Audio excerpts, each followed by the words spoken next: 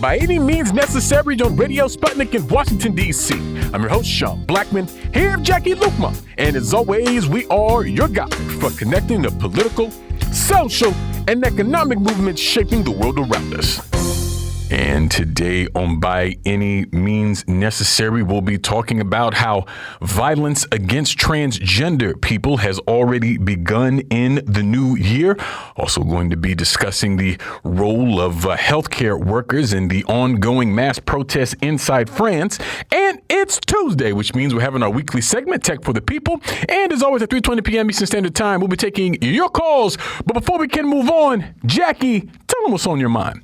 4 members of the Oath Keepers were convicted Monday of seditious conspiracy in the January 6, 2021 Capitol attack in the second major trial of far-right extremists accused of plotting to forcibly keep President Donald Trump in power. The verdict against Joseph Hackett of Sarasota, Florida, Roberto Minuta of Prosper, Texas, David Marshall of Punta Gorda, Florida, and Edward Vallejo of Phoenix, Arizona, comes weeks after a different jury, convicted the group's leader, Stewart Rhodes, in the mob's attack that halted the certification of President Joe Biden's electoral victory. It's another major victory for the Justice Department, corporate media says, which is also trying to secure sedition convictions against the former leader of the Proud Boys and 4 associates. The trial against Enrique Tarrio and his lieutenants opened earlier this month in Washington, D.C., and it's expected to last for several weeks. Oath Keepers leader Rhodes and Florida chapter leader Kelly Meggs were convicted of seditious conspiracy in the previous trial that ended in November. They were the first people in decades found guilty at trial of the Civil War era charge of seditious conspiracy, and they are all awaiting sentencing. So we will see if anyone does serious prison time for the deadly violence carried out on January 6th. I don't hold out a lot of hope for that, though. Meanwhile, in Atlanta, intense protests in response to the fascist police killing of forest protector Manuel Terán Torguita last week resulted in arrests of some of the protesters with excessive charges filed against them. Police arrested 6 people Saturday evening in downtown Atlanta, and each are facing 4 felony charges, including domestic terrorism, arson in the first degree, criminal damage in the second degree, and interference with government property. Each of the people arrested, who range from 20 to 37 years old, is also facing 4 misdemeanor charges, including unlawful assembly. Why? Some broken windows, a police car set on fire, some graffiti on some buildings. Georgia Governor Brian Kemp said on Twitter, quote, "Violence and unlawful destruction of property are not acts of protest. They are crimes that will not be tolerated in Georgia and will be prosecuted fully." But we should tolerate the unlawful destruction of human life by the police, huh, Kemp?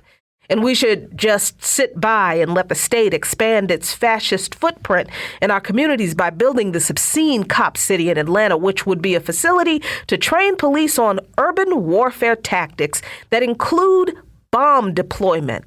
Training cops on how to bomb us, folks. We should just tolerate that, right? Of course the people are not. Opponents of the training center have been protesting for over a year by building platforms in surrounding trees and camping out at the site, protecting the forest that would be cut down so severely, 350 acres of it, that it would be environmentally damaging. What has Georgia's law enforcement response been to those peaceful protests, just camping in the forest? People literally sitting in trees to protect them? Well, the GBI violently removed 25 campsites in a raid last Wednesday when they arrested 7 people and charged them with domestic terrorism and criminal trespass, among other charges still pending. The GBI makes an effort to point out that none of those arrested are Georgia residents, but that doesn't matter. The whole outside agitator trope is tired and played out, because what does matter is that those people were peaceful, doing nothing but being present in a public space protecting the forest, and they were criminally rounded up by the jackbooted thugs of Georgia law enforcement. So much for peaceful protest, huh? And speaking of fascist policing, the video footage of the beating of Tyre Nichols by 5 members of the Memphis Police Department has yet to be released to the public, although it is forthcoming. Law enforcement officials privately met with Nichols' family members and their attorneys to show them the video footage of the police stop, to which attorney Antonio Romanucci said that Nichols was a human piñata for those police officers. It was an unadulterated, unabashed, nonstop beating of this young boy for 3 minutes. Last week, the Memphis Police Department said it had concluded its administrative investigation into Nichols' death and announced that it fired 5 officers: Tadarius Bean, Demetrius Haley, Emmett Martin III, Desmond Mills Jr., and Justin Smith. Like Nichols, all of the officers are Black. And 2 Memphis firefighters involved in the initial care of 29-year-old Tyre Nichols after the January 7 traffic stop were relieved of duty pending the outcome of an internal investigation, a department spokeswoman said on Monday. The family of Nichols, after seeing the police video on Monday, described it as horrific. And attorney Ben Crump said that the video reminded him of the infamous video of the Los Angeles police beating of Rodney King in 1991. The protectors of this violent system have no right to demand peace from us. They've never given it to us. We are under no obligation to give what we have never received. Our motto needs to continue to be resistance. Follow Lukman Nation on patreon.com/LukmanNation for lots of great content. And those are today's talking points, and you are listening to By Any Means Necessary on Radio Sputnik in Washington, D.C. I'm your host, Sean Blackman, here with Jackie Lukman, and as always, we're your guide for connecting the political, social, and economic movements shaping the world around us. By any means necessary. And we're going to keep the movement moving on, as they say. We're now happy to be joined by Sputnik News analyst and transgender activist Morgan Archukina. Morgan, thanks for joining us. Hi, Sean. Hi, Jackie. Thanks for having me. Absolutely. And Morgan, only a week into the new year, a Black transgender woman was killed right here in D.C. in the Northeast Quadrant. I'm talking specifically of 36-year-old Jasmine Star Mack, who was only a few weeks away from her 37th birthday. And a few days after her killing, the transgender community of D.C. Rallied in support of her to demand justice and all of these sorts of things. And so I was hoping you could break down what we know about the case of Jasmine Mack at this point, and what does it say about the ongoing struggles of the transgender community and LGBTQ folks? Well, we don't know that much about Star's, like what happened, that night. Other than the fact that she was stabbed to death and she was some kind of housing unstable. I believe that she was involved in doing sex work. I don't know if she was, turning tricks at that time or whatever, but you know what I mean? Like she was somebody who definitely lived on the margins, of society. And yeah, she was killed in Ivy City in Northeast, which is a very oppressed and also, rapidly gentrifying neighborhood there. So there's a lot of things, coming together in that, at once, that with violence against trans people that we see in the media and in society, violence against Black people in a gentrifying area of a highly, police militarily occupied city, even though I don't think it was police, who did this. It was just somebody. But, the point stands, this marginalization and this, constant pressure. Coming together to really put trans people and especially Black trans women in a really, really vulnerable position. yeah, it's coming amid these nationwide attacks. We started a new legislative session a couple of weeks ago.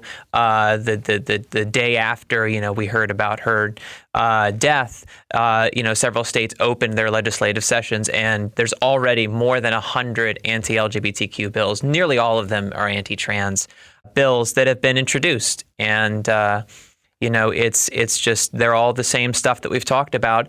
Delegitimizing the identities of trans people, suggesting that they are, deceivers and, child groomers or whatever have you, to try and divide trans people from the rest of society and make them, seem like something that is scary and alien and not, normal part of society to be around us, that contributes to that alienation. So, it's a new year and it's getting ramped up even worse. And, I think it speaks a lot that it's just a week into the year and we've already had another trans sister, taken from us. It really sets a bad tone for the year, because we know that she won't be the last one. Yeah, and you're touching on the next point I wanted to make, because I feel like when trans women specifically are killed, there's several layers of violence that tend to take place. So we already have someone who's the victim of an act of violence. And then when it comes to trans women, oftentimes they're dead named to the extent that their death is covered in the media at all. And as I think you're correctly sort of connecting the issue of violence against transgender women and trans people as being part and parcel of their material conditions. So in terms of things as basic as housing and income, all these fundamental things that every human being needs that push trans folks to the margins of society and make them vulnerable to just this kind of violence. And for me, it's sort of a reminder of how the trans community and the LGBTQ community has really been sort of left on its own in terms of the U.S. government and the two ruling class parties, where you have this right-wing campaign that you were just describing that has engendered actual violence against the trans community and the refusal of the Democrats to really do anything about it. And so it seems to me that if we're going to get justice for Jasmine Mack, and if we're going to really have a situation where trans people can just live like human beings and have access to that, then it's going to take the kind of action like we saw with this vigil for Jasmine, where they were saying, "Rest in peace, Queen." It's going to take a movement of the people to really address that, because if we don't, if there isn't a grassroots response to this ongoing violence against trans folks, both on the interpersonal and the systemic level, I think you're correct, Morgan, when you say that they will only continue.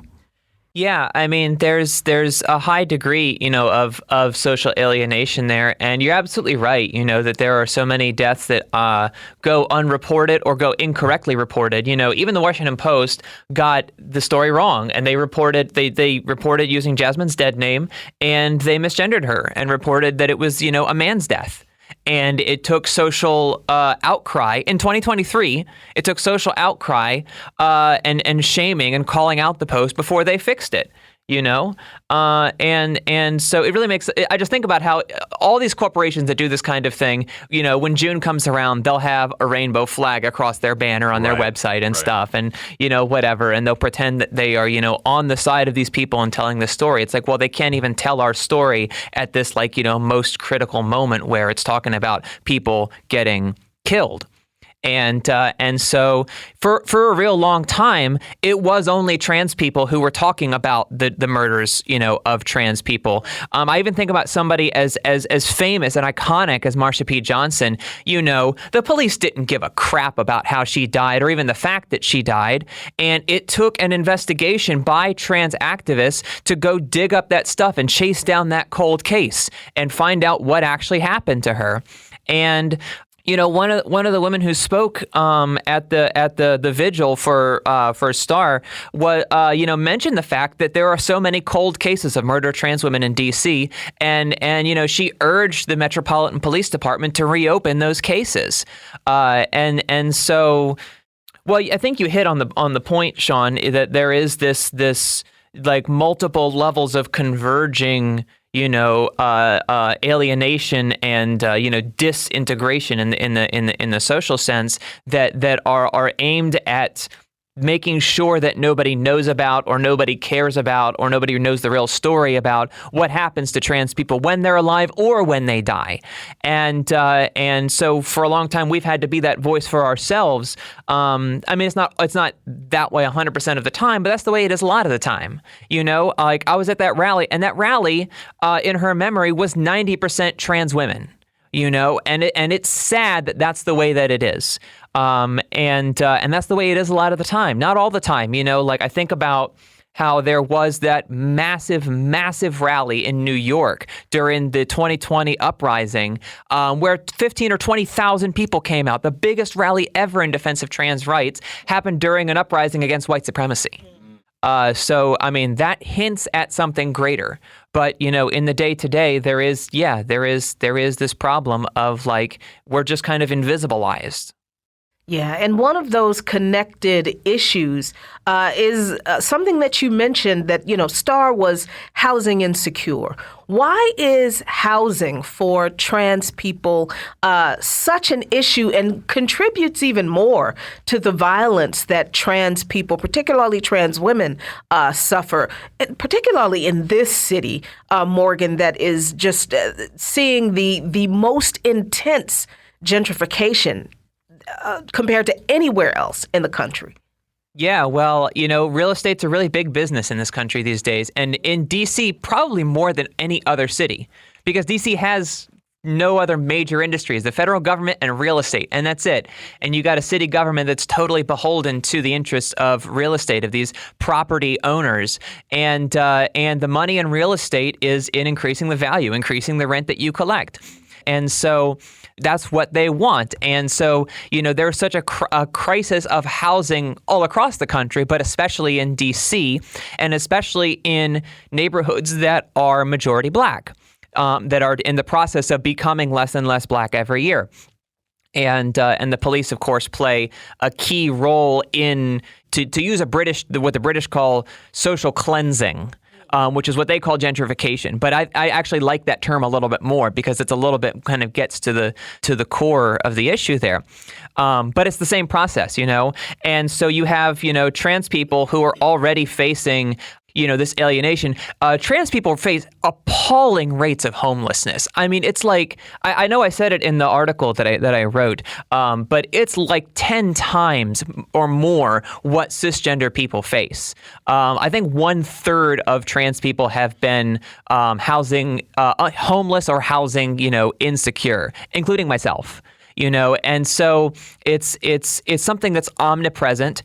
And so if you already have a lot of cisgender people getting evicted from their homes, like we see in DC now, there are waves, dozens and dozens of filings every week for new evictions here now that the moratorium is gone.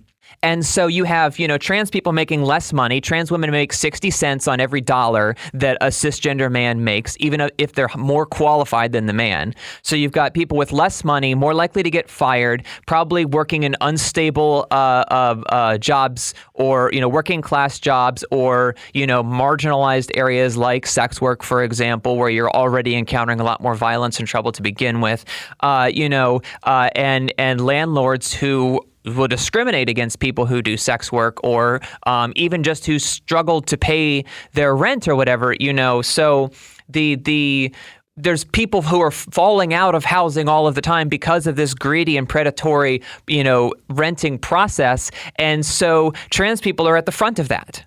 Because we're the ones who are already kind of lacking the things that so many other people are lacking too, and that's the thing I want to emphasize is like basically every problem that trans people have, cis people have too. Right. We're losing housing. We get paid like crap. We don't have health care that we need. We face, police violence, vigilante violence, sexist, misogynist violence. We face basically every problem that cis people do, but but you've been told that we're a threat to those things and that our problems aren't your problems, So there's an opportunity for us to fight together for these things if only we could talk and think about them together. But that's not going to happen when it's, 9 out of 10 people showing up to a vigil for a murdered trans woman or trans women themselves.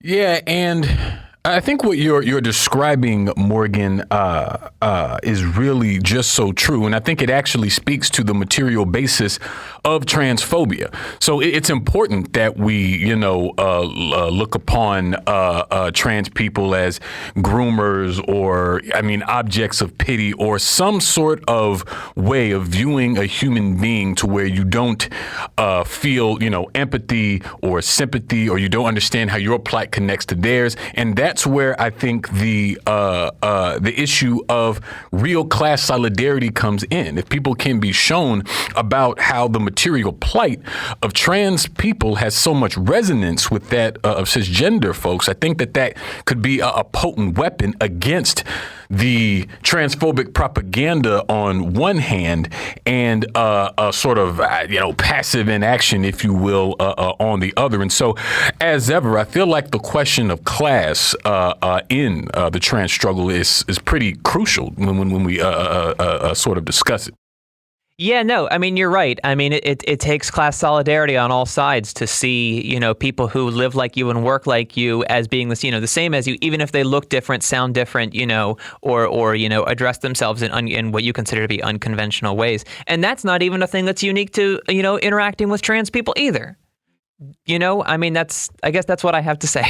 Absolutely. Well, we thank you so much, Morgan, for joining us today. We're going to leave it there and move to a break here on By Any Means Necessary on Radio Sputnik in Washington, D.C. We'll be right back, so please stay with us. By any means necessary.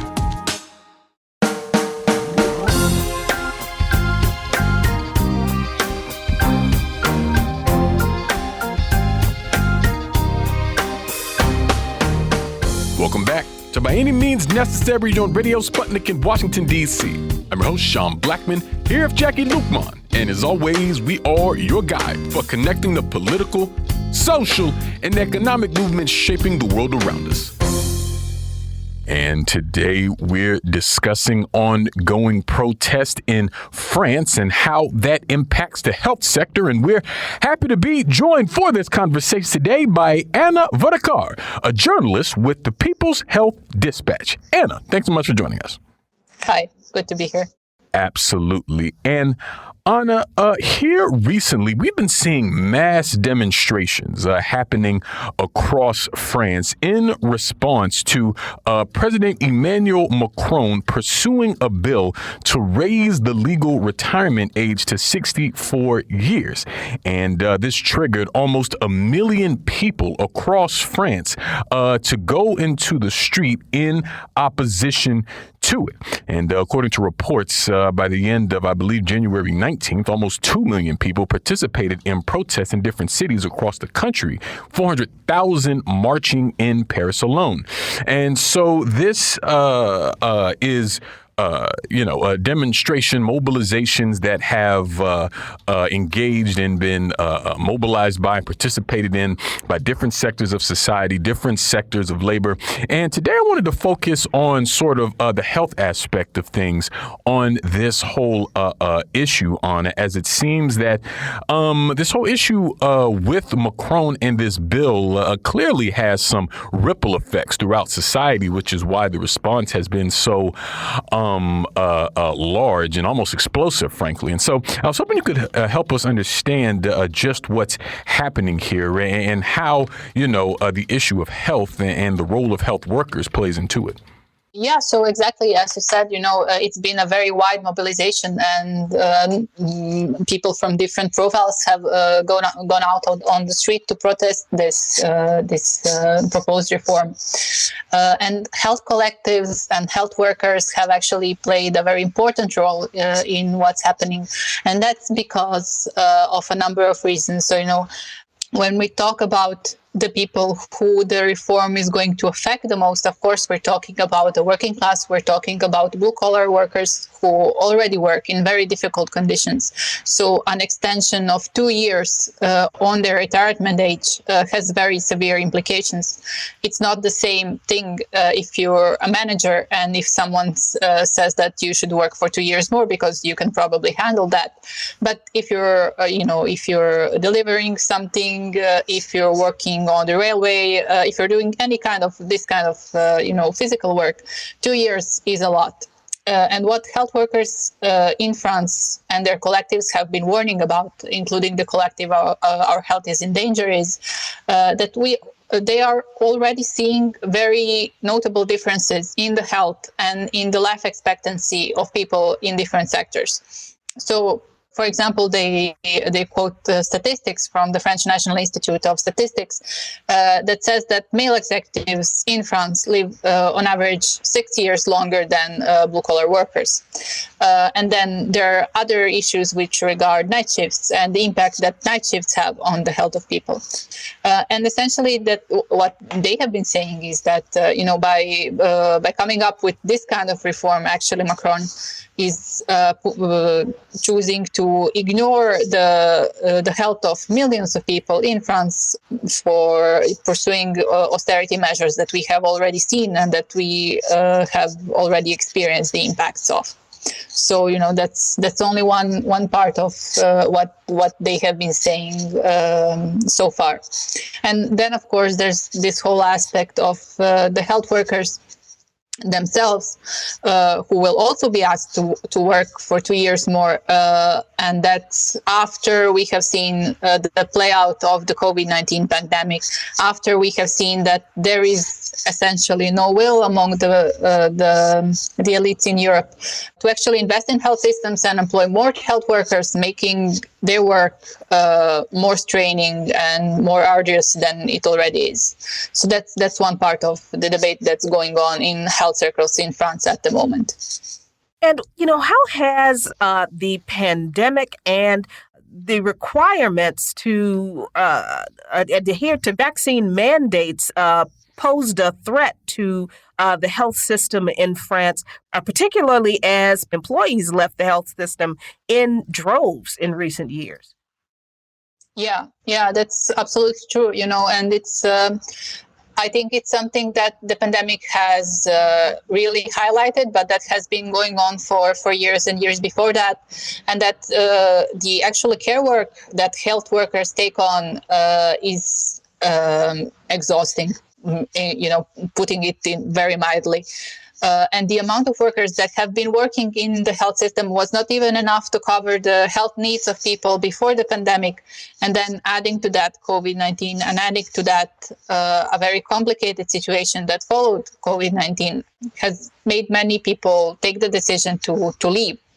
And we're not seeing this only in France. So France is facing a severe health worker shortage because of a number of reasons, because of what I've just said, because there has been a slow return of people who have struggled with vaccine mandates to reinstate them back in the positions where they have been working before. We are seeing a similar situation playing out, in the UK, in other places in Europe, where the health workforce essentially has been ignored for decades, and it hasn't really been part of a real strategy of developing and strengthening health systems for years. So it doesn't actually come as a surprise that there essentially aren't anymore health workers willing to work in the conditions that they are facing right now. And this is causing, and it's going to cause even further trouble for governments in Europe, because as they haven't been thinking about this part of the health system before, they now face either, sitting down and actually coming up with a plan of how to train a health workforce themselves, which takes time. It takes a number of years to train one health worker, and you can imagine, considering the numbers that we actually need, which on the global level are in millions, how much time it would actually take to train that amount of people to fill all the posts that we need. And on the other hand, they're looking at importing health workers from the global south, which, of course, it's very detrimental for the health systems there.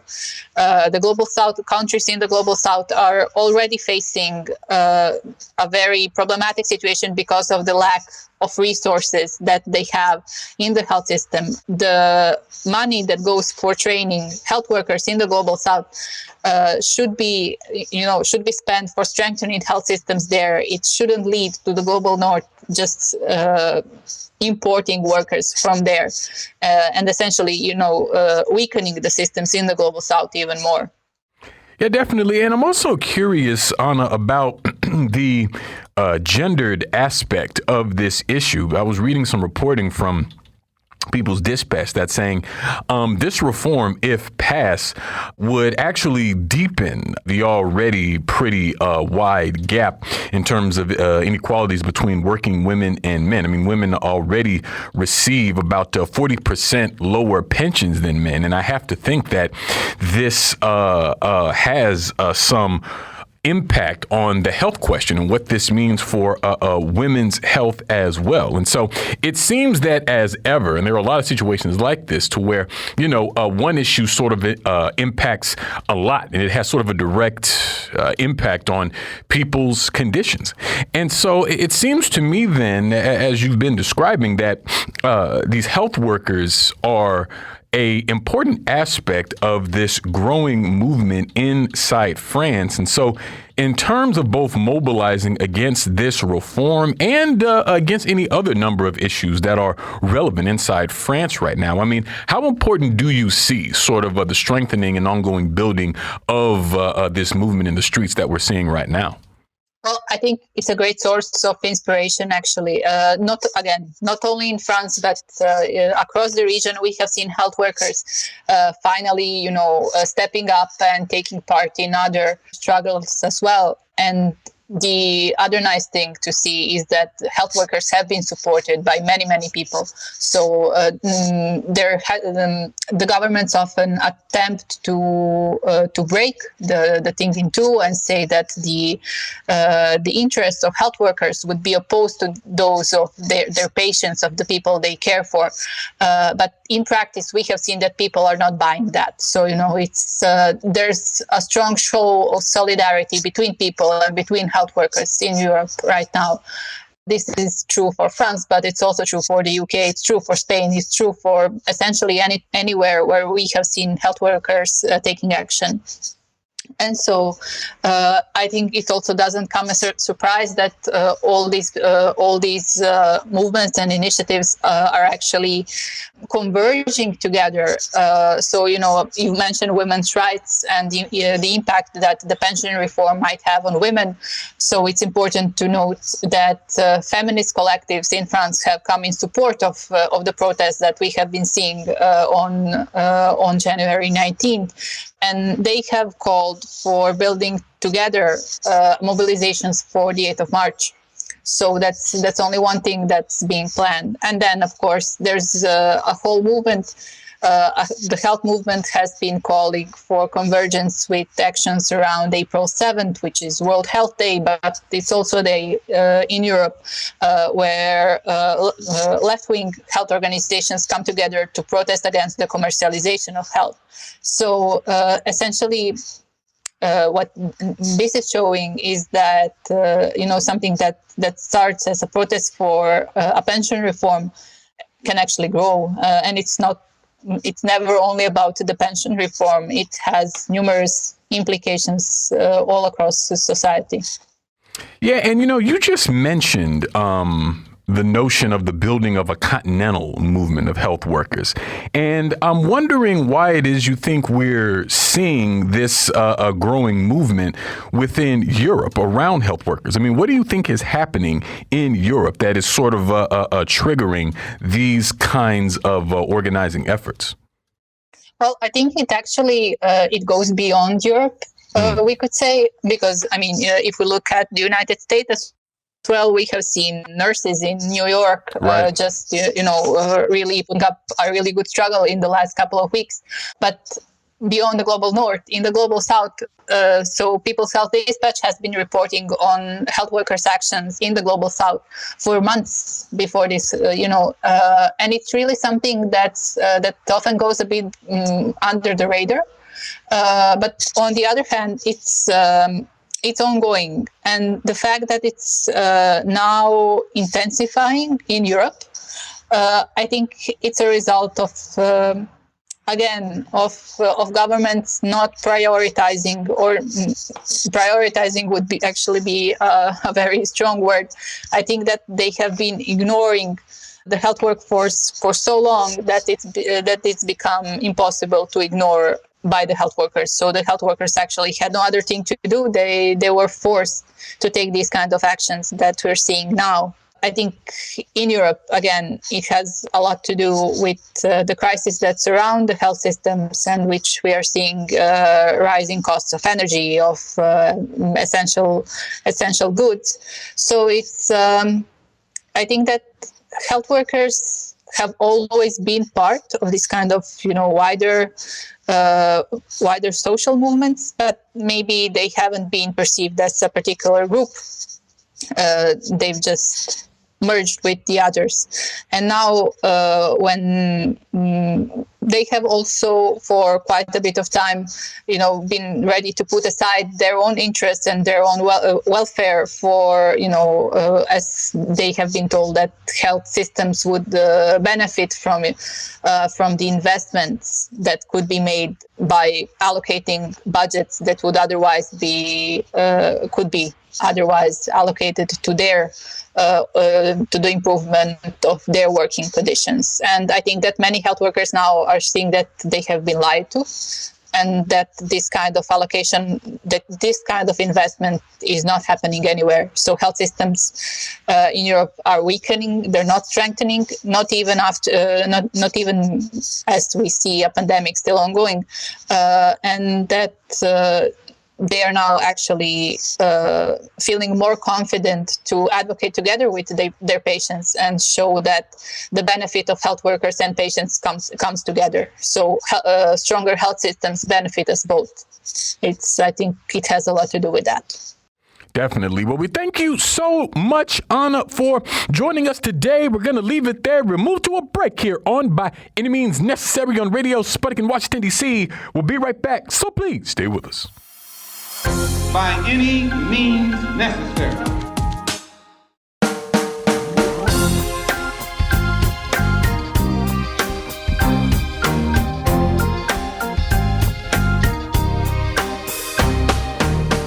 Welcome back to By Any Means Necessary on Radio Sputnik in Washington, D.C.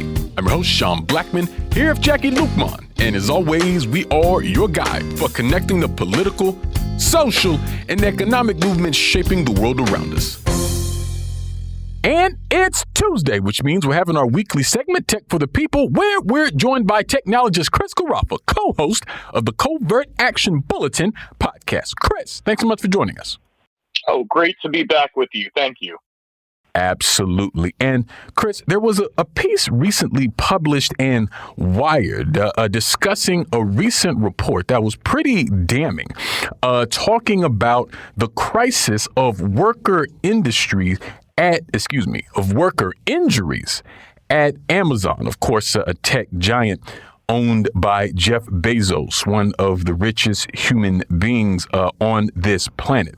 So what is happening here with Amazon, Chris? Certainly it's not the first time that we've been hearing about or reading reports about or seeing workers organize around conditions at Amazon. But what's happening in this case? Yeah, I mean, if this were a worker industry, we wouldn't be having this report. But unfortunately, it is not. It is a worker injury report, as you said, coming from OSHA, the Occupational Safety and Health Administration. Just this giant, long, 40-page document sent to Amazon, basically saying, like, hey, there are critical risk factors for your workers at your warehouses. And yeah, we should definitely talk about Amazon as a tech giant, but they're also a logistics giant. And we should remember that every time we go on to Amazon, we find that thing that we want to buy and it shows up at our door like 24 hours later, that's because there are workers who are picking the stuff out of the warehouse, putting it on a truck, driving it, delivering it to your door, all of those things. And, as much as we talk about automation and we talk about AI, certainly they do use, robots in some of these warehouses. They use AI to help plan the routes for the drivers, but they don't have machines driving these trucks. They don't have machines packing every single box, not yet at least. And so when we're looking at the situation with Amazon's warehouses in particular, which is what this report is about, we're seeing that there's just a huge amount of physical harm coming to the workers.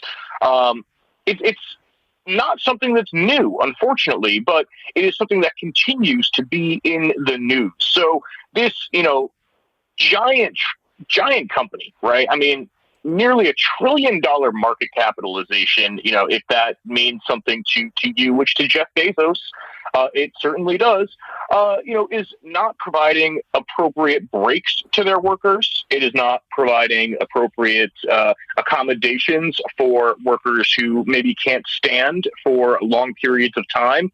It's not providing appropriate care for repetitive stress injuries, the kinds of things you get when you're packing boxes all day, day in and day out. And let's remember, we're coming right off of the holiday season here. And, employees at Amazon warehouses have talked in a number of cases about how Amazon bosses, the managers and the higher-ups, just say we have to increase production, we have to increase productivity, we have to get more and more packages out the door onto the trucks. And then the truck drivers, the delivery drivers, have to deliver them faster and faster. I mean, I think, everyone probably remembers the story from a couple of years ago where the delivery drivers were saying, we have to urinate in bottles because we can't afford to take a break to find a bathroom, which was made even worse by the COVID pandemic, but it's still a thing, if you talk to the drivers today, that they have to do. Unfortunately, OSHA is proposing a fine of $60,269. That's it. I love this phrase, but it's true. Jeff Bezos could probably tip his couch over and find that in spare change. That is nothing. $60,000 for workers who are being exhausted, who are subjected to awful treatment, physical treatment on the floor at their jobs. It is criminal, first of all, that Amazon does this, but it is also criminal that is all OSHA can find them.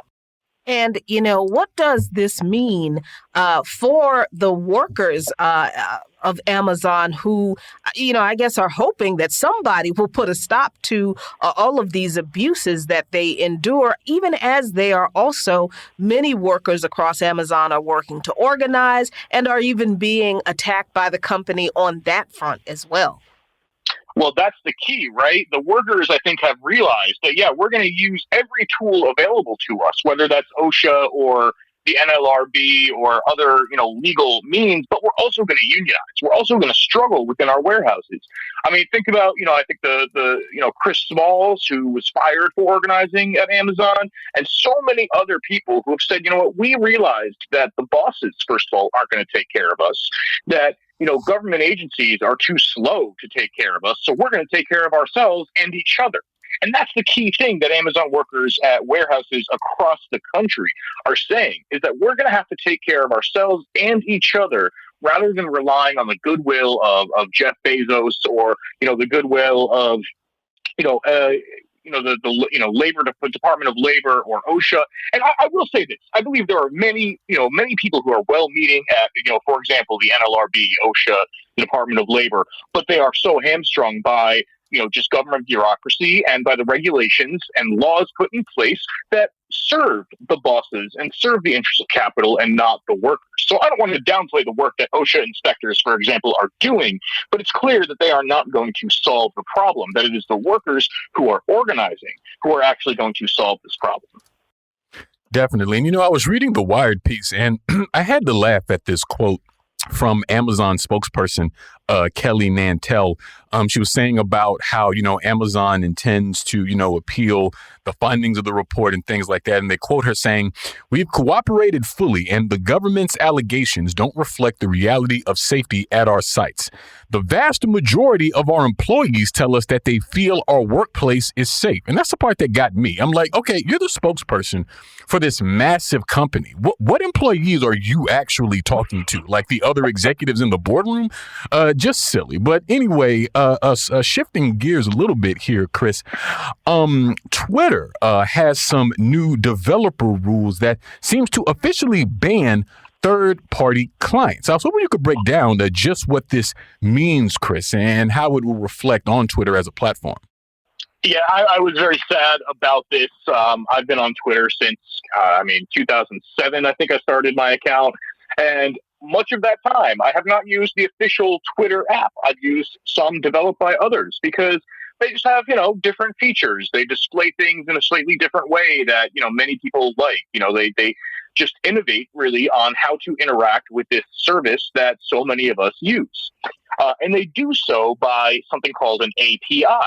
So the app signs you in. It says to Twitter, "Hey, Twitter, give me all of Chris's, the followers and the tweets that they should see, and all of those things." And Twitter's API returns all that information, and the app shows it.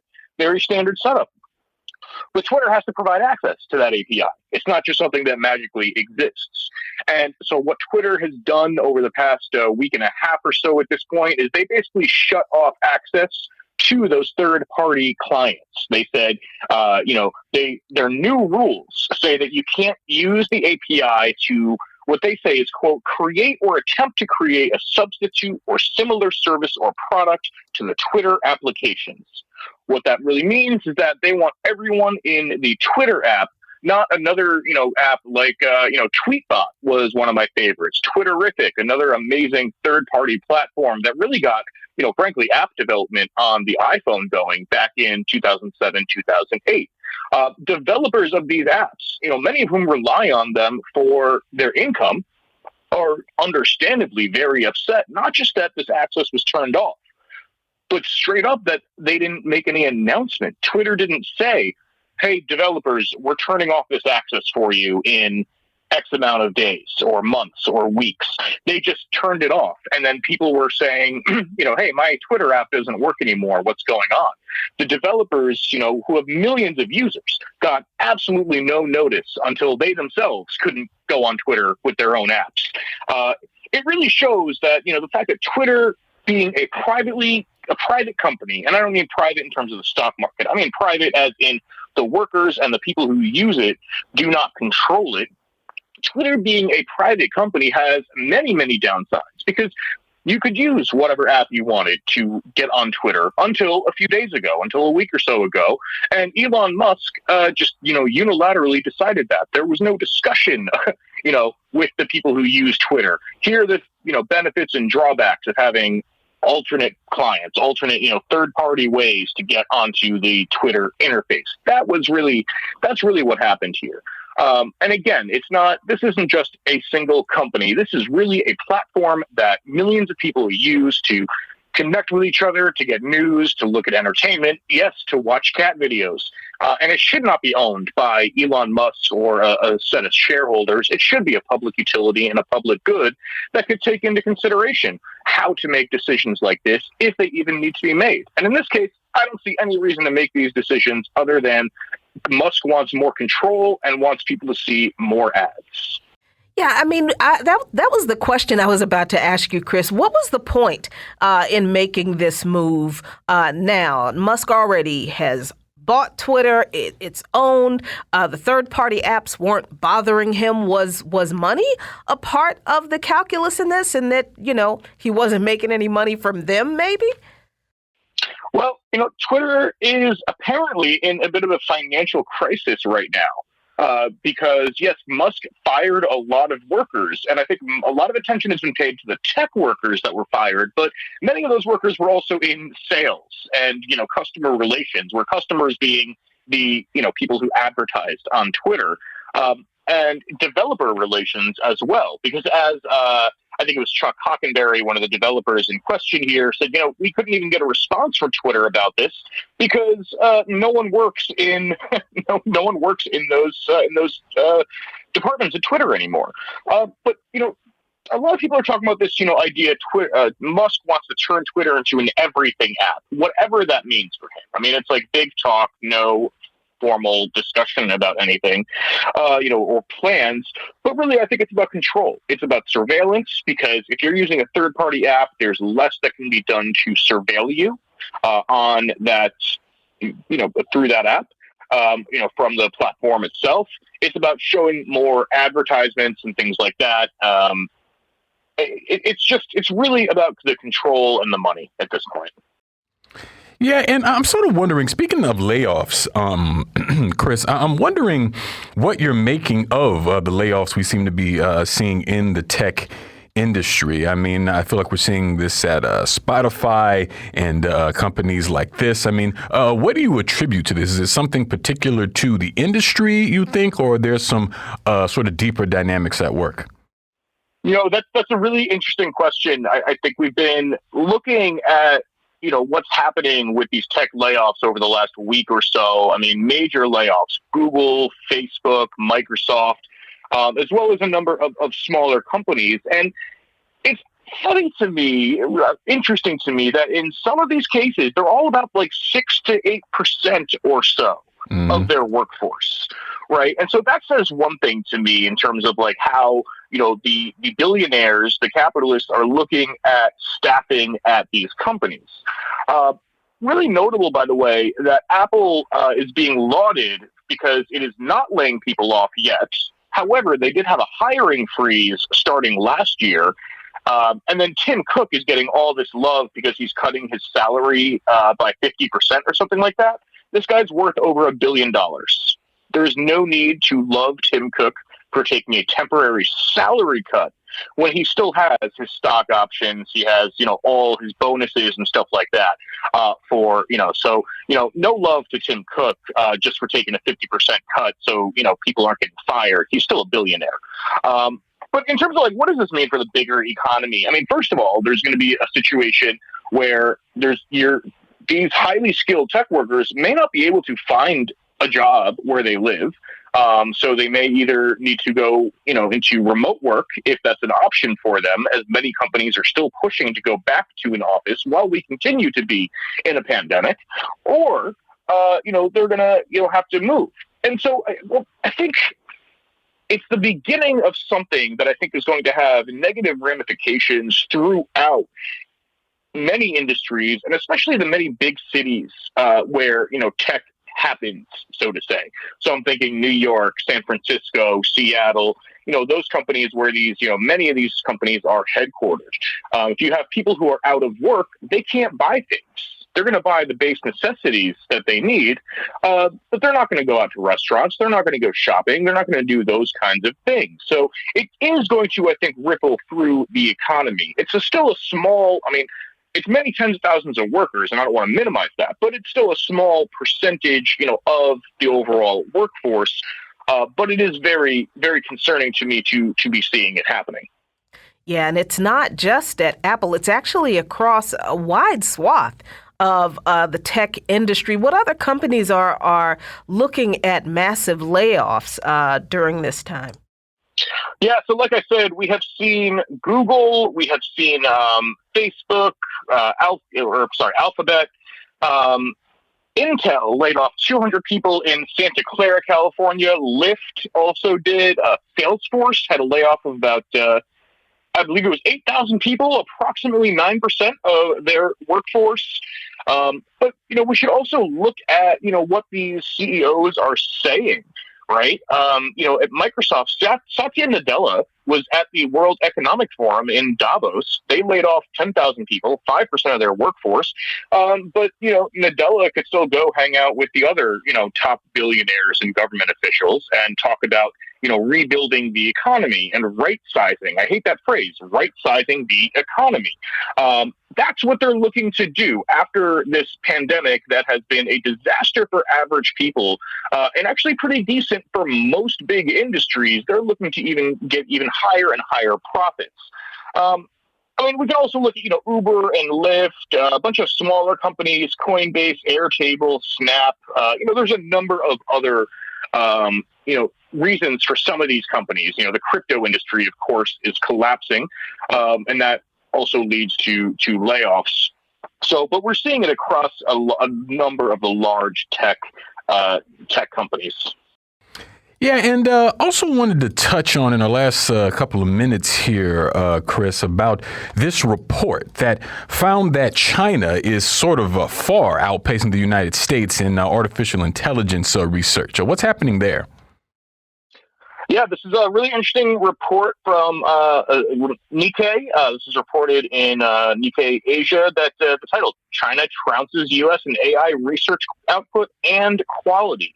So they're looking at companies like Alibaba, Huawei, Tencent, all companies that are demonized in the United States because they are Chinese companies, but they are actually providing the research, the patents, and the technology for AI to start really leading the way. And this was similar to what we saw with 5G technology, where Huawei and ZTE were world leaders in 5G. So, of course, the U.S. government, this is part of what terrifies the U.S. government about China, which has actually invested public resources into making, technology accessible to everyone and making China a leader in developing technology. And this is why, part of why we see the U.S. government trying to ban Chinese technology from its offices, from federal buildings, from federal projects even. It goes back a long way. Certainly there was the Clean Network and Clean App Initiative under the Trump administration. It continues under different names under the Biden administration. But the reality is there's no way around it. China is by far leading the way in artificial intelligence research. And instead of looking at this as competition, we should be looking at this as opportunities for partnership and opportunities for international collaboration. It should not be a competition. This is something that everyone across the world could benefit from if done right. Definitely. Well, we thank you so much, Chris, for joining us today. We're going to leave it there. We'll move to a break here on By Any Means Necessary on Radio Sputnik in Washington, D.C. We'll be right back, so please stay with us. By any means necessary.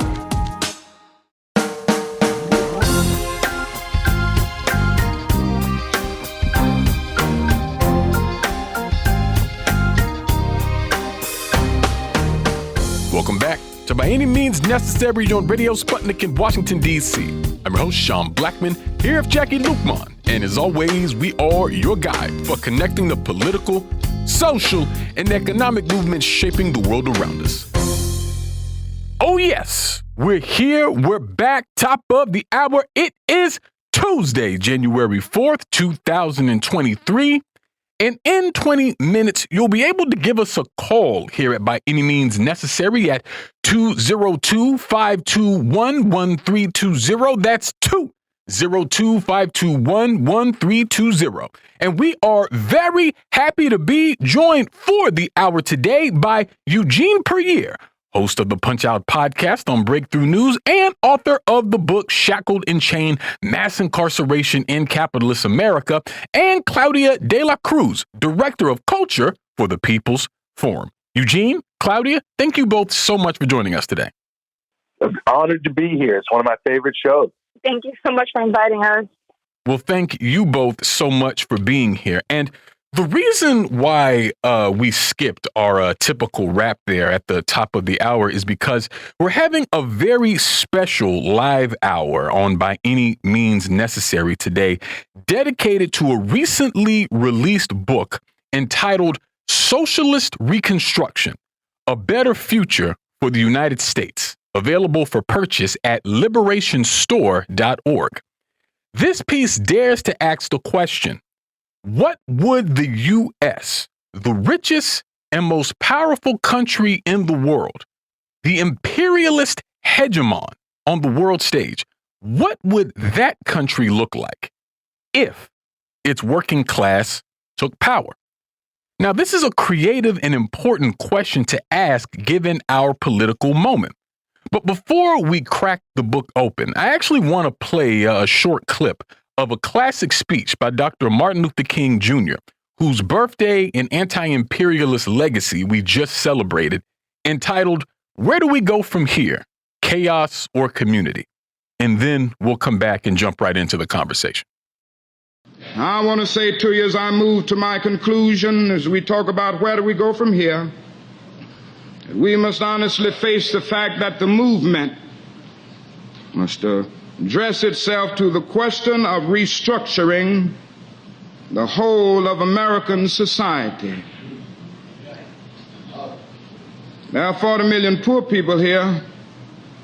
One day we must ask the question, why are there 40 million poor people in America? And when you begin to ask that question, you're raising a question about the economic system, about a broader distribution of wealth. When you ask that question, you begin to question the capitalistic economy. And I'm simply saying that more and more, we've got to begin to ask questions about the whole society. We are called upon to help the discouraged beggars in life's marketplace. But one day we must come to see that an edifice which produces beggars needs restructuring. It means that questions must be raised. You see, my friends, when you deal with this, you begin to ask the question, who owns the oil? You begin to ask the question, who owns the iron ore? You begin to ask the question, why is it that people have to pay water bills in a world that's 2/3 water? These are words that must be said.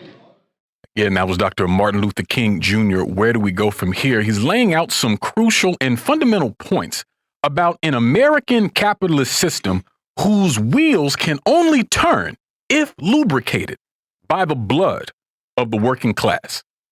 King wasn't talking about reforms, and he certainly wasn't talking about no dream. He stated plainly that the whole of the society must be born again in a form totally unlike what it is now. And that's where we find ourselves today, with the sharpening contradictions of that same capitalist system, now in decline, spelling out misery for millions inside the United States. What we say here on the show is that we will either have socialism or societal collapse. So, Eugene, to begin, I want to start with why this book was published and why you all chose the framing you chose, which is rather unlike a lot of socialist and Marxist texts, because it isn't an argument for socialism per se. It doesn't necessarily make the case for why socialism is needed in the U.S.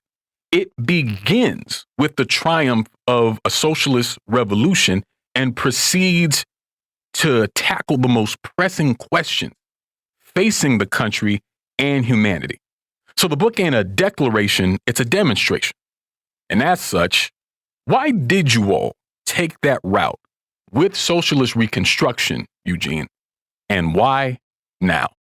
Well, Sean, I really appreciate the question. I think you're right. This is pretty rare. I mean, it's pretty much confined primarily to fiction literature. But of course, the whole concept of socialism and communism as well is collectivity, right? And so I think historically Marxists have always sort of shied away from giving too specific prescriptions for a lot of reasons. But I think one major one being, to also sort of enforce the idea and reinforce the idea, which I think is correct, that all of, what a different system could look like would be and has to be collectively determined by those who are making the system or making up the system and making it run.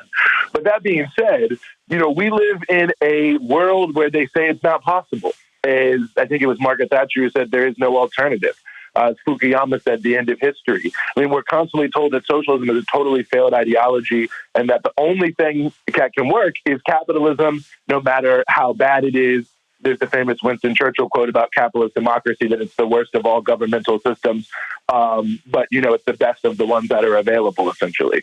So at the end of the day, we wanted to put this book together for that various reason, because we do not agree those of us who put the book together, and the Party for Socialism and Liberation, that is the sponsor of the project of writing this book, we are undoubtedly 100% in favor of replacing socialism with capitalism. But in a context where anti-communism is the unofficial religion, where from, first grade on, it's drilled into your head that something like this can never work, where there's huge amounts of lies and slander and other things thrown around to justify this most brutal of systems, which is capitalism and capitalist imperialism. We wanted to take a shot at saying, this is what it could look like, not what it has to look like, but that what we have is a blueprint that you can take as a proof of concept, looking at a range of issues in our society and making the basic point that the basic materials are there to have a system that can meet the basic needs of every single human being, and on top of that, meet many of the wants of every single human being, and drastically improve the ability of human beings to live sustainably amongst themselves and with the planet. The materials for it are there, but what we need is the political will and the political organization to arrange and mobilize those materials in the correct way. And so we put the Socialist Reconstruction book together to show across a range of different fronts a blueprint of how something like this could work. So that as people start to look at the intractable problems of our age, whether it be income inequality, and the just never-ending reality of a cost of living crisis for working-class people who produce all the wealth, whether it be the climate crisis, which is obviously destroying the conditions in which we live on Earth, whether it be the never-ending wars and now even the possibility of a nuclear war, which will completely annihilate humanity. When people are looking at these intractable crises of capital and knowing that something different has to be there, but are unsure, what could that look like? We want to give people the hope and the ability to dream about a different world, and to say that it's not just a dream, it's something that we really could do. And having something like Socialist Reconstruction is exactly designed to spark that desire of people to explore that collectively amongst themselves, and not just struggle just to be struggling for this small change, but for a totally new and a totally different world. And, Claudia, I wonder if you can speak to the importance, particularly now, when there are so many converging forces that are exposing the lack of utility of capitalism for working class and poor people. Certainly, capitalism works great for the capitalists, right? Whenever the people in the news, the talking heads on the news talk about, the economy is doing well, the dollar is strong, the stock market is up, they're talking about how this economy, this capitalist economy, works for the rich, the people who control over almost 90% of the value of the stock market right now, a very small number of people in this country. But that same system does not work as well, if at all, for working class and poor people who I forget that there is still a baby formula shortage in this country. And now the cost of eggs has skyrocketed, not because there's some global shortage of eggs, it's price gouging, just like everything else. So with all of these different converging crises going on, all this money going to Ukraine for what is looking like another forever war, people are being evicted as rent moratoriums are expiring. How important was it to have this book laid out in a way that doesn't utopize, I guess? I know that's not a word, I just made it up. But that doesn't present a socialist society as this utopia that no one can envision, but as something concrete that people can look at, put their hands on, and understand the moving pieces that could go into building this socialist society in this country in particular? I think that's an excellent question, and I appreciate it very much. To the fact that the economy works really well for the wealthy, we just have to observe the fact that during a worldwide pandemic, the wealthy, the most wealthy of them all, earned $12 trillion during a pandemic where most of the people around the world were experiencing such a deep crisis, and it accelerated in so many ways. So it's important to start there, and I appreciate those comments you made.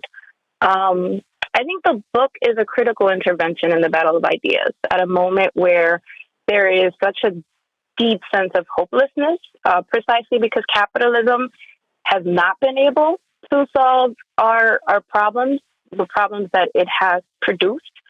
When there is such a high sense of cynicism as well within our working class, precisely for some of the reasons that Eugene was mentioning, like the idea that capitalism is our eternal present, that is something that, that's the only solution.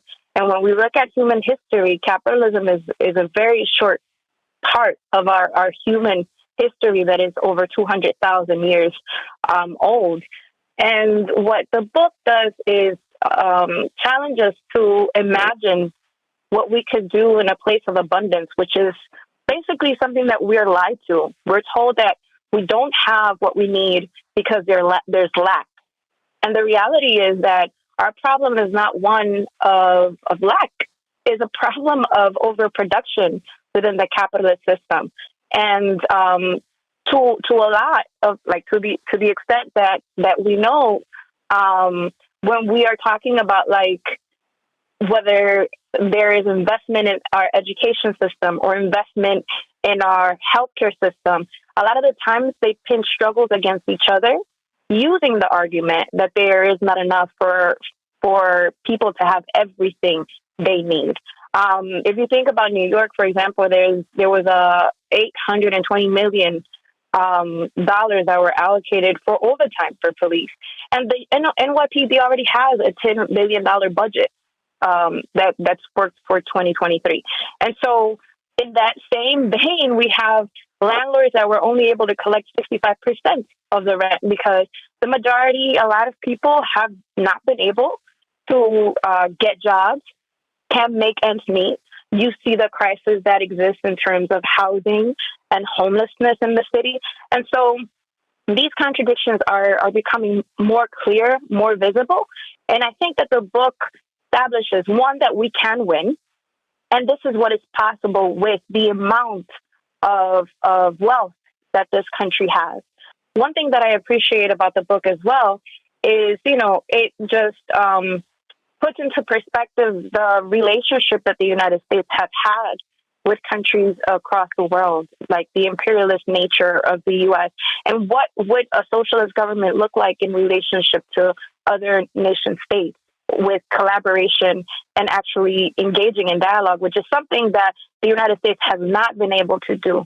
And you mentioned, the never-ending wars of the U.S. that have been based on extraction and accumulation of wealth at the expense of the working class, not only around the world, but also from the United States. And so I think the book, again, is a critical intervention to help us imagine what is possible, but not from an utopian perspective, but from a real, material reality, that we do have the means necessary to be able to advance working class living conditions, and that what we actually need is to be able to have the working class control what we produce. Absolutely. And it's so important to rescue socialism from not only the profound, deep and abiding anti-communism of the United States that's so intense that it almost raises to the level of an unofficial religion, but we also got to clarify just what socialism is, because it has that stigma, being utopian, unrealistic. Certainly, this is what we're told here in this country. And related to that, Eugene, in talking about the fundamental difference between a capitalist system and a socialist system, I want to use the example of democracy. Let's start there. And I think that that's very relevant, particularly right now. I mean, it's always relevant, but obviously we're at a point where a little while ago we had the midterms in the U.S., and in another year we'll be in the midst of yet another presidential election between the two ruling capitalist classes in this country, and we'll likely be told it's the most important one to ever happen ever, just like we are every election cycle. And what we discuss here on the show is the fact that this bourgeois democracy, this tortured democracy that we have here in the United States was never actually supposed to be democratic to begin with. It was never supposed to be a participatory system. So how then does socialist democracy in the United States, how could it look different than what we're told is democracy in the U.S. right now? Great question. And I think it's, one of the most foundational ones, right? Because the government is how you sort of generally direct all of the different elements of things that are going on. But I think there's a couple ways to look at it. I mean, I think first and foremost, it would be different in the context of just the very structure of the way the sort of administrative units, if you will be put together. I mean, we live in the so-called federal system, which is, completely and totally irrational in so many different ways. I mean, you can even think, of a place like the District of Columbia, New York City, many major metropolitan areas where there's one huge metropolitan area that's clearly one economic entity, but it'll be broken up into 3, sometimes 4 states, where the rest of those, states are in many ways in a totally different geographic entity. I mean, you think about New York City with New York, New Jersey, Connecticut, and you think about upstate, with Buffalo, Rochester. Well, the Western New York area is, closer to the other parts of the Great Lakes, Cleveland, Detroit, places like that, in terms of the nature of the economy, the nature of the weather flows, the nature of the people who live there, as opposed to New York City, which in New York City, New Jersey, Connecticut, you have sort of very similar realities. But again, you have them in these different places. So first and foremost, one of the main things is that we would not have this sort of, fractured federal structure, but we would have a unified, stronger national entity that would recognize the fact that, first and foremost, almost none of the issues that exist in the United States exist in isolation. They exist, of course, across all the different states and oftentimes, the different states impacting one another.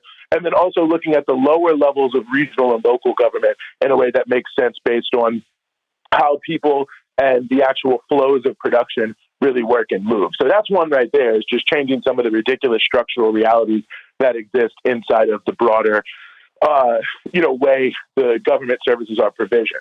But maybe more to the point of what you're saying with the elections is, we would look to do a number of different things. But quite frankly, the first and foremost would be to replace this, convoluted system of gerrymandered congressional districts to a, true representative majority rule based on those national, administrative, local, and regional units I mentioned, true majority rule type of circumstance. So you're not in a place where a place like D.C., for instance, has no congressional representation, or how a state like Idaho can have as many senators as California, despite the fact that California has, 30-some million people, and I'm not even sure there's a million people in Idaho, but it's not that many. So we would end this just ridiculous nature that of where we are right now that reinforces minority rule by putting in place a real sort of democratic one person, one vote reality. And we would keep in our blueprint sort of a bicameral system. And again, this is just a blueprint. I think people should go to liberationstore.org and buy the book and check it out for themselves. That would flow from this sort of, electoral district setup that would have sort of a general, wide, kind of roughly akin to the House of Representatives, National People's Assembly, that would exist in the same way. But then we would have an upper house that would be the Assembly of Oppressed Nations. Now, that's an important factor because from our point of view, the genocide of Native Americans, the ongoing oppression of Black America, and so on and so forth, play such a foundational role in the inequalities that exist in our life. And the allocation of resources is so heavily skewed towards these, or so heavily skewed by these various forms of oppression and exploitation, that from our point of view, to have a true democracy, in addition to having a general, much more rational, much more democratically and fairly elected entity, that you also need to have a second layer, if you will, that represents those who have been traditionally marginalized, traditionally oppressed, and traditionally pushed to the side, and essentially, yes, give them a veto over anything that happens as a major democratic way to even out many of the various inequalities that exist in society. And rather than have some presidential executive that sits atop of that and lords over everything else, these two bodies would really hold the democratic power, and they would set up in and of themselves executive agencies, if you will, to carry out things that needed to be carried out, but they would answer much more directly to the people. and they would all be required to integrate into their actual functioning the mass participatory inclusion of everyday people. Because one of the things that we envision is also a deeply grassroots democracy that through mass organizations organized around workplace, organized around youth, organized around women, and so on and so forth would play a significant role in invigorating the operation and the process through volunteer activity so that the sort of executive functions are not strictly done by bureaucrats, and also through just practicing something of a regulating function, if you will, in terms of how things are actually carried out on a day-to-day basis. So, I mean, that's a little bit of how things would change. And I think that in some ways it might not sound all that different, but I think when you think about how much power is abstracted from the grassroots, how much the system in the United States is, driven to basically allow a minority form of rule inside of the country, this would be a total changeover and flipping all that on its head, where the majority really would rule and those who have been the most marginalized and excluded would have an outsized role in the broader national policy making, and the average everyday person on the street would have the ability of, through many different nodes, to participate directly in not only the provision and governance of services in an abstract way, like they vote somebody to go to the Capitol, but in a very direct way where they will be directly involved based on their skill, experience, expertise, and desire in the provision of social goods, services, and the application of all the various functions of government on a daily basis. Absolutely. And Eugene touched on something that is very important, not only for the Socialist Reconstruction book, but for the very struggle for a socialist revolution here in the United States. And that's at every step and at every level, there's an effort to facilitate a greater participation of the masses of people. That's what determines the character or the level of democracy. We're told here in the U.S. that democracy is what we do in the ballot box every 2 and 4 years. And we're not even supposed to consider having the power to determine our destiny inside our own hands. And the book discusses these institutions and these bodies that are set up to facilitate just that effort. But we're going to move to our first break of the hour on that note here on By Any Means Necessary on Radio Sputnik in Washington, D.C. We'll be right back, so please stay with us. By any means necessary.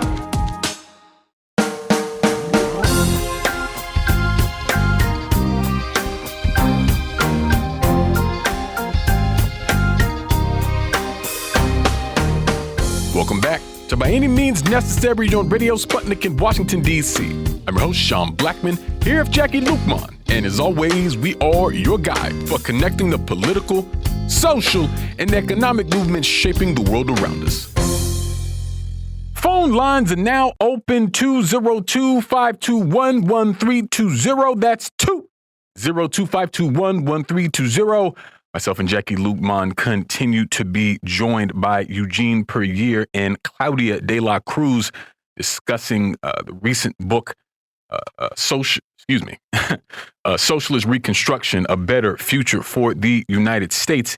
And Claudia, I wanted to turn our attention here for a moment to the plight of oppressed and exploited people under a socialist United States, right? And there's just so much that's bound up in that, just because of the origins of the capitalist United States and how that exploitation and oppression was so key. It's really the secret ingredient to American capitalism. And in the book discusses very openly, doesn't shy away from the question of reparations.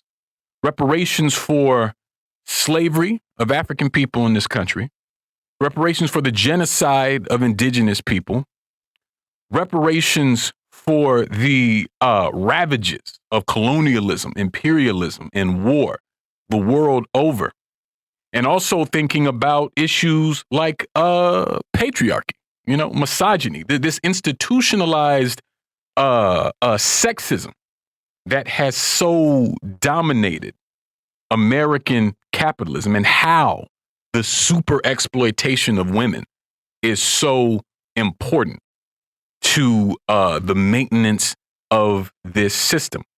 And this is a huge question, as I think most of the questions will be this hour, because we're really only be able to scratch the surface in the time that we got. But how do we see the question of liberation of oppressed and exploited people, of oppressed genders in a socialist U.S.? What does that look like as opposed to what those groups experience under this system right now? I think that's a huge question, and it's a great question. I mean, for everything you laid out, understanding the origins of capitalism and understanding that capitalism, had the opportunity to be what it is now precisely because colonialism and slavery were the down payment for the capitalist system worldwide. And understanding as well that patriarchy was necessary as part of the strategies to divide the working class. And again, we're going thousands of years back, hundreds of years back in terms of what that meant and what the impacts that it's had. And I think, one of the things that the socialist reconstruction does is imagine from a concrete space, because we have models of socialist projects to learn from, which is also great. It reclaims a history that, of course, has people like Claudia Jones and Paul Robeson and many Black, brown, white working class people who understood Marxism to be a method and socialism to be the solution to the conditions that capitalism has created. And so drawing from those experiences, both the ones that have been able to create socialist revolutions and those who have imagined a socialist future here in the United States, the participation of those who have been marginalized historically is at the front and center in the development of government structures, in the development of mass movement, in the development of institutions, as Eugene was mentioning. And that is something that has not been the case. The United States kind of like prides itself with this cause representation and diversity, and representation matters. But who's representing? And for the most part, these folks that are so-called representatives of our communities are not representatives of our class. They're very much the ones that are promoting, uplifting, and reproducing the capitalist structure. And so when we're talking about what we would do within socialism is this sense of not only having historically marginalized people at the front and center, but having active participation in the development of our future, of our destiny. And Eugene was mentioning the different, the People's Assembly and different type of structures to be able to ensure that democracy is a popular democracy, because we need to be able to add a first name to democracy. There's bourgeois democracy, which is what we live in, and there's popular democracy, which what socialism aims to do and has done in other places around the world where socialist revolutions have won. And so I think, to your question, Sean, those who have been marginalized, overexploited, those who have been meant to feel like they don't have anything to contribute except their labor, which is true. We have to sell our labor in order to live, or else we die, would have an opportunity to utilize all we are to be able to build and forge the future that we all deserve and need. And that is the difference between a capitalist society and socialist society, that we are determining what our lives look like now and what our lives will look in the future and for our generations. And so this question of reparations is way more than what the United States promised Black people that has never happened, is actually looking at how can we be active participants, again, for the collective good, and ensuring that our generations that are coming up won't be enslaved, because slavery still continues. If we look at the prison industrial complex, it still continues. The ways in which public schools are structured is basically, school to prison pipeline is reality. And so if we look at the ways in which we live in urban settings, is an open air prison. And so it's important for us to see that reality and start thinking about the fact that if we are the ones that are producing wealth for these trillionaires, and I mean we, mostly Black, brown people, women, if we are that, then we should also have power over our means of production, and we should also have power over decisions that affect our livelihood. And representation and diversity in capitalist spaces is not going to guarantee that. Absolutely. And Eugene, I want to offer the same question to you. It is a big question, and I don't think it's fair to let Claudia shoulder it on her own. Well, listen, she did a fantastic job. Absolutely. You don't need me at all. But no, I think it's a very good point. And I think that, realistically, this is looking at the roots, as Claudia was talking about, of so many of these types of forms of oppression.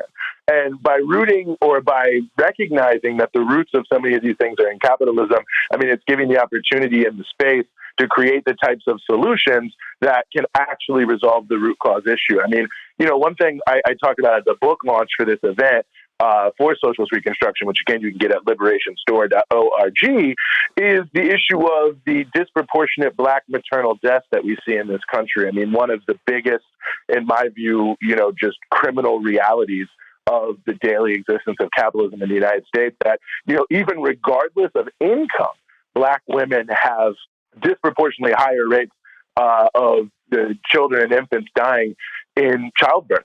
Of women dying from childbirth, in this country. So, I mean, this was something that a lot of people really caught wind of when Serena Williams blew the whistle on it. I mean, she's one of the richest people on the planet Earth and was still experiencing some of the discrimination that happens. And, a lot of the liberal solutions that exist around this issue, like Elizabeth Warren tried to make a big deal out of it in the last presidential primary for the Democrats in 2020, is that they're going to fine hospitals and, for having these disproportionate maternal death rates. And, the fines ultimately will, bring this down. Now, I don't know about you all, but I think everyone listening here probably is thinking, well, there's all sorts of things that are illegal that are governed by fines, and the fines just become a cost of doing business and nothing ever changes. And the real root cause of what's happening with the disproportionate maternal death rate is very clear. It's racism in the medical profession. It's the fact that Black people in general, and especially Black women, have their own experiences, especially around pain, continually discounted so that the diagnoses and thus the treatment that are given to them is not adequate. So there is one way in which you could address this issue very directly if it's racism in the health system, and that's, make all the doctors Black women. And you think about a solution like that, that might sound obvious, but that means you would have to have total control over every aspect of education from top to bottom, who goes where, who studies what, opening up the possibility of people who've been historically left behind to be able to find ways to catch up, the operation of medical systems, the provision of medical personnel. I mean, really, you would have to have total democratic control of all aspects, top to bottom, of both the health and health sciences education system and the medical system, through the control of the broad masses of people to bring this kind of solution to bear. But that's exactly the kind of thing that we're talking about could be done in this kind of context, where the most important thing is not producing for profit. The most important thing is not reinforcing the abstract right of certain individuals of privilege to be able to monopolize certain professions, but to actually make sure that the real problems of society can actually be solved by the resources of society. So I say that just to say, those are the kind of far-reaching interventions that you can't do now because of capital. The nature of not only the for-profit healthcare system, but the nature of education that makes it, less likely that certain individuals are going to be able to make it into medical school. The cost of going to medical school that rules out just about everyone, but the truly rich or the truly brave to take it up. I mean, all these things that you can't do, and I think we could replicate this in so many different ways across a range of different problems that exist in our society when we're talking about the inequalities related to the traditionally oppressed peoples of this nation. And you can see these sorts of far-reaching, far-ranging interventions start to become possible and start to open up totally new vistas for how we can address so many of the challenges that people are facing, from the disproportionate realities around housing that, Black and Latino people are more likely to be lower income, more likely to be living in lower income neighborhoods, which means they're more likely to be close to polluting industries that are going to give their kids asthma, which means they're more likely to be close to all forms of negativity that is obviously going to reduce their life, food deserts. All these different realities can actually be changed and actually be addressed in a way that actually is substantive and holistic, because you're not dealing with these random, I wouldn't call them random, but these other roadblocks that clearly exist in our society when we have enough abundance and enough wealth to address the problem. And you say, why are all these problems existing? But you can see there's the inability to make a true political intervention because of the constraints of a society that's run based on private property. Absolutely. We're going to move to another quick break on that note here on By Any Means Necessary on Radio Sputnik in Washington, D.C. We'll be right back, so please stay with us. By any means necessary.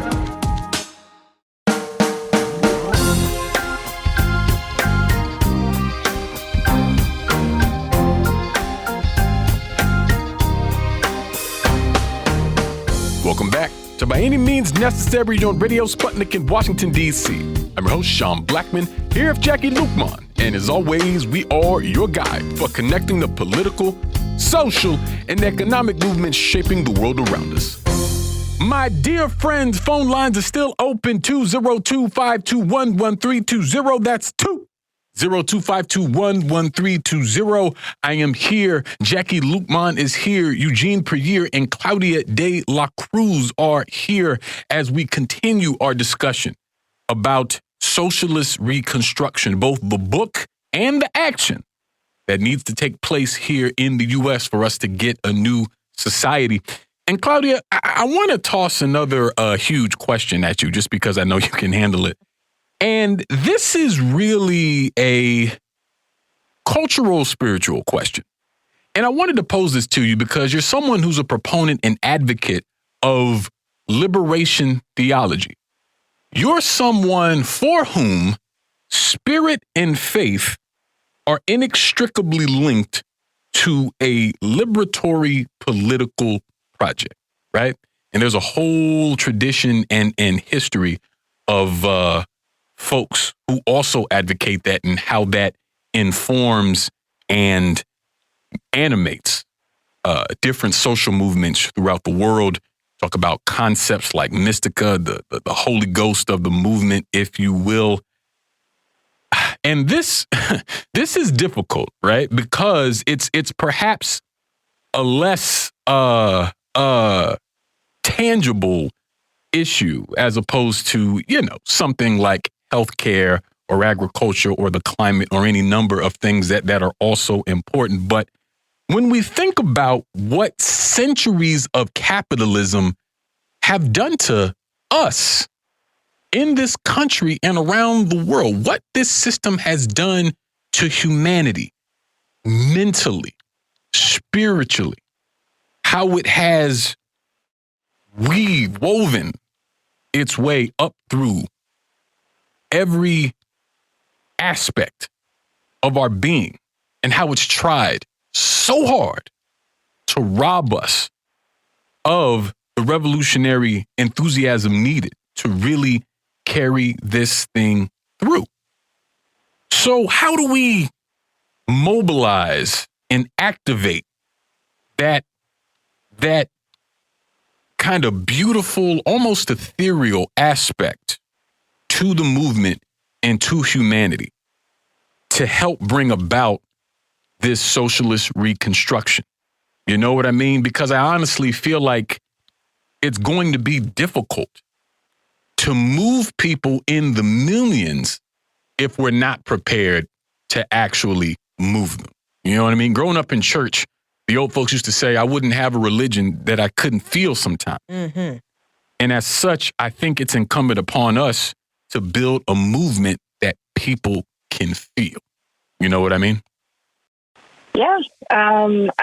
And it is a huge question. I think one of the things that is important is to also look at the construction of church, as a mechanism of an empire, and ultimately how it plays a role within the capitalist system as well. And I'm talking about church with a big C, just to be understood, because there are local churches that actually really do what I understand to be God's work, which is basically work against the structures and systems that create poverty and create displacement and dispossession. But the church with the big C was created specifically to play its role within the development of empire. And we need to be clear about that because it continues to do that. The Catholic Church continues to be one of the biggest landowners all across the world. And so it's gotten its piece from the extraction and theft of capitalism and imperial powers. And so it's important to know that. It's also important to detach, religiosity from spirituality, because it's two different things. When we're talking about spirituality, we're talking about 1804 in Haiti and the Haitian Revolution. Mm-hmm. And we're talking about, oppressed people who have experienced exploitation rising and fighting against their oppressors and exploiters. It's the fight for liberation. A lot of people talk about the Haitian Revolution and don't talk about the significance of voodoo and the significance of faith in that process. We should look at Nat Turner in the United States and see, what faith meant to him as he was also organizing rebellions and revolution in this country. Harriet Tubman, so faith and spirituality are something that have been there way before the church came about.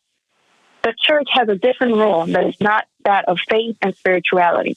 And what has happened is that within our movement, we've wanted to divorce ourselves so much from church, which it's a rightfully so, because it's an instrument of oppression.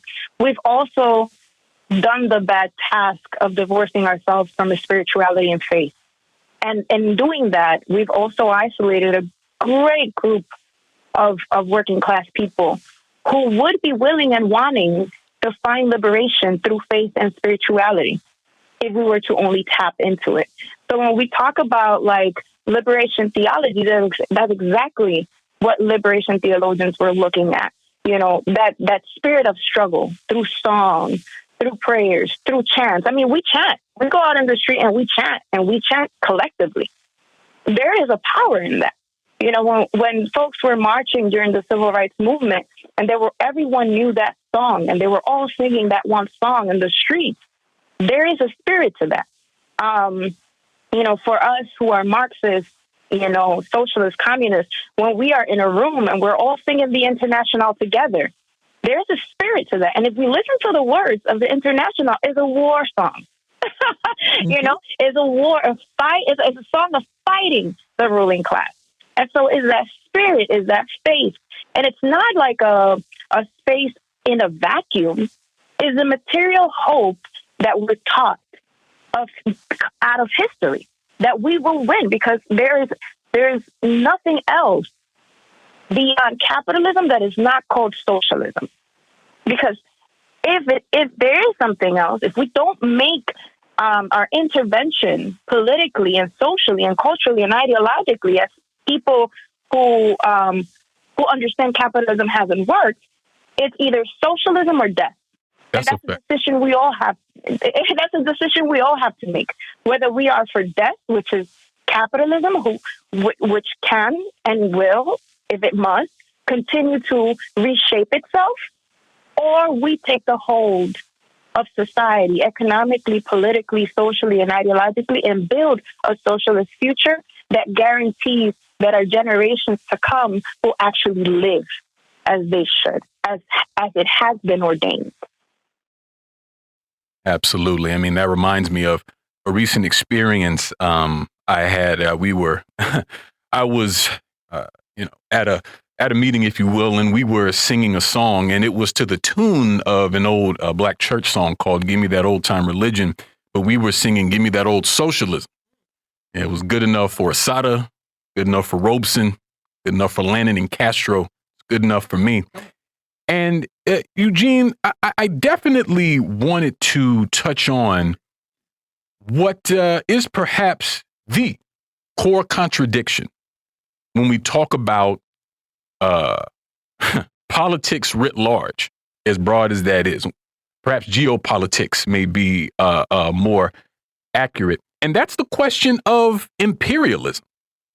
and how that system, because that's what it is. Lenin tells us that imperialism is the highest stage of capitalism and is not merely a set of policies. Because we're talking about a system that has held humanity hostage for years. Basically, one continuous crime against humanity that's been happening all this time at the behest of the United States. And all the time, on By Any Means Necessary, on Breakthrough News, in the programming of the People's Forum, we're talking about imperialism. And that's no coincidence, because it seems to me that that's a struggle that connects the world's people. Our struggle emerges from these same systems, and therefore it only makes sense for us to come together to combat it. We saw an example of this just this past MLK Day, where the People's Forum and the Answer Coalition and other anti-war and peace and social justice groups organized a demonstration there in New York City, calling for peace in Ukraine and calling for negotiations and not escalations, in the spirit of Dr. King and his approach to the war in Vietnam. And so when we look at imperialism and how crucial capital is to maintaining it, how can a socialist United States even begin to try to undo the just devastation that U.S. imperialism has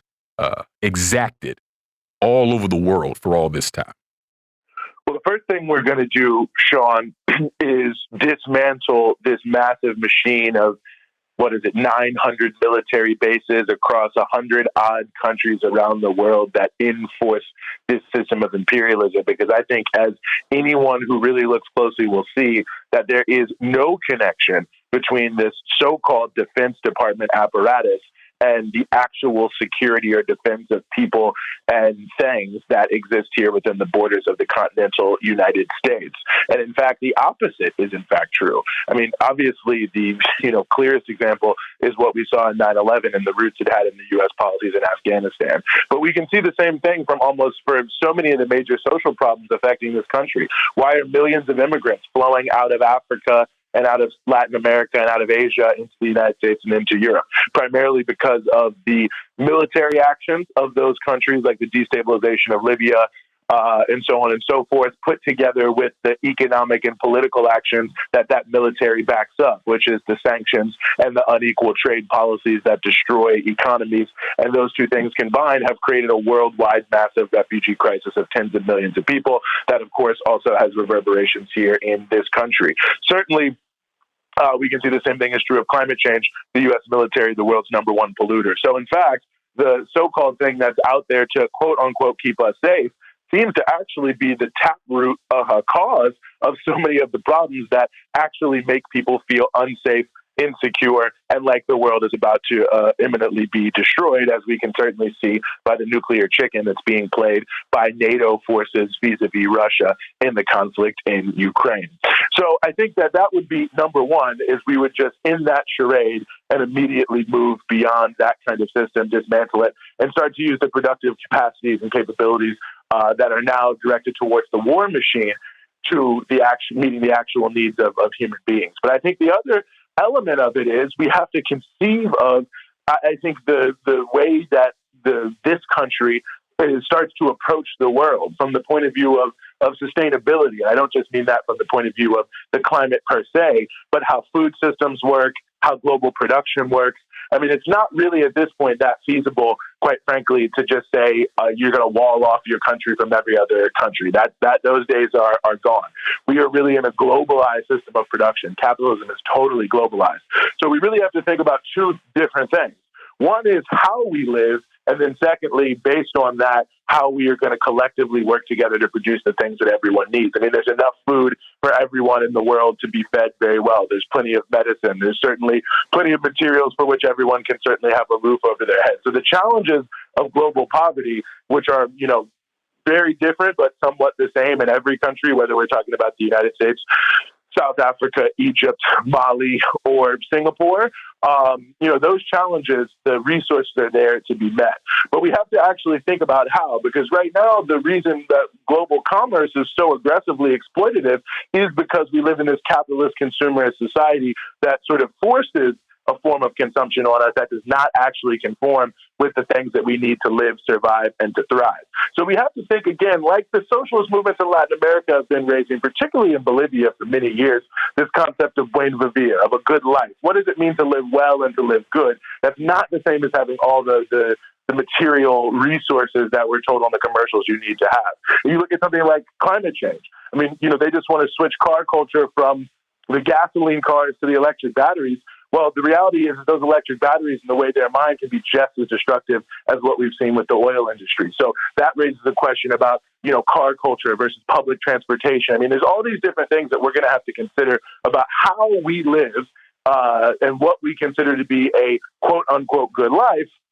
And then thus, based off of that, how we can reorder the relations between countries so that when we're talking about food, we're talking about healthcare, we're talking about housing, we're talking about transportation, we're talking about mitigating climate change, we're thinking about how we can maximize the aspects of collaboration so that everyone can benefit the most.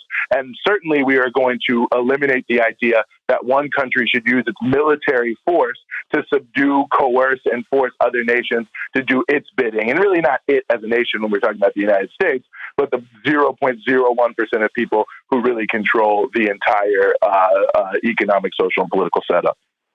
Yeah, and, lastly, Claudia, with our last few minutes, we got about 4 minutes left. I was wondering what you could say about how we need to build toward this socialist reconstruction.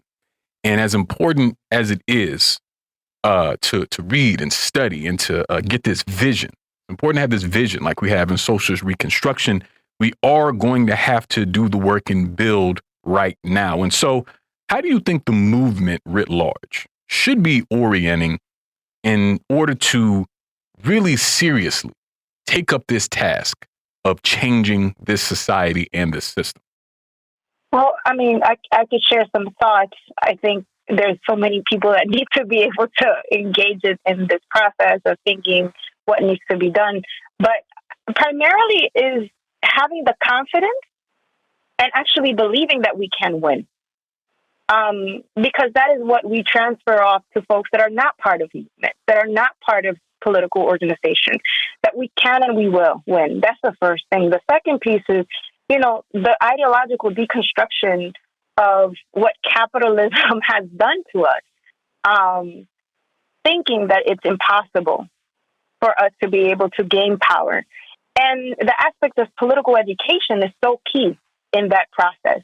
Being able to reclaim our working class history, being able to create connections with working class people not only across the country, but also across the globe, learn from revolutions that have won, and engage in the process of advancing the struggles of the working class. If we are not in the picket line, if we are not on the street and occupying the streets as much as we need to, it is impossible for us to be able to gain socialist power. And it's impossible for us to be able to build the socialist future that we also need and deserve. And so I think the first step is knowing that we can and that we will, and then doing the work of educating, agitating, organizing, mobilizing, and building political organization.